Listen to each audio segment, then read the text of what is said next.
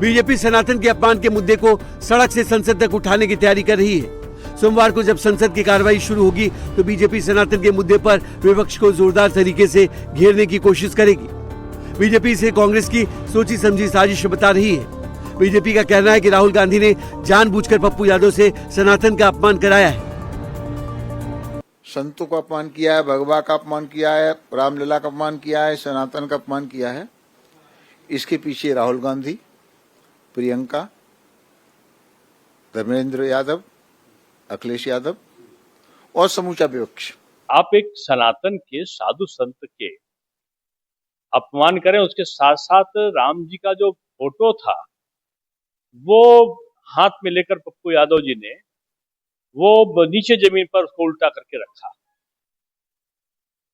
लोगों के पैरों के पास में, सांसदों के। तो ये सनातन का और मर्यादा पुरुषोत्तम राम का घोर अपमान है और उनको प्रोत्साहन उस समय समाजवादी पार्टी और कांग्रेस के लोग दे रहे थे। ये दुखद है और मैं समझता हूं कि ऐसा गैर जिम्मेदाराना आचरण से कम से कम संसद भवन ऐसे स्थान पर तो जो माननीय सांसद हैं वो बचेंगे। इसकी पुनरावृत्ति ना हो इसलिए वो सार्वजनिक उनको क्षमा मांगे। वहीं दूसरी तरफ पप्पू यादव कह रहे हैं कि उन्होंने सनातन का अपमान नहीं किया है, उन्होंने राम मंदिर का चढ़ावा चोरी करने वालों को बेनकाब किया है। मतलब सनातन और मंदिर के सारे पैसे को, लुटेरे को उजागर करना और उसके खिलाफ लड़ना गलत है। मंदिर की रक्षा करना गलत है, मंदिर के पैसे की रक्षा करना गलत है। देश के 100 करोड़ का जो आस्था है मंदिर के प्रति, उसकी रक्षा करना गलत है। हनुमान जी को नचाना सही है, गुड्डी में राम को उड़ाना सही है। संसद में सनातन के अपमान पर कांग्रेस अब बैकफुट पर आ गई है। कांग्रेस के नेता राहुल गांधी को बचाने में जुट गए हैं। यूपी कांग्रेस प्रदेश अध्यक्ष अजय राय का कहना है कि बीजेपी चढ़ावा चोरी से ध्यान भटकाने के लिए ऐसा कर रही है। देश में चढ़ावा चोरी की चर्चा है।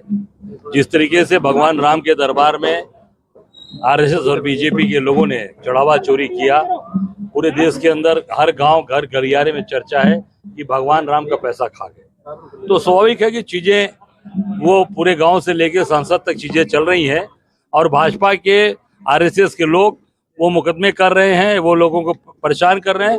पर जनता समझ चुकी है कि ये चढ़ावा चोरी को डाइवर्ट करने के लिए ये सब चीजें किया जा रहा है और आम जनता अब भारतीय जनता पार्टी के चढ़ावा चोरी से, आरएसएस के चढ़ावा चोरी से अवगत हो चुकी है। शुक्रवार को संसद के मकर द्वार पर पप्पू यादव और कांग्रेस सांसदों ने जिस तरह सनातन का अपमान किया, कुछ उसी तरह हैदराबाद में कांग्रेस के नेताओं ने भी सनातन का अपमान किया।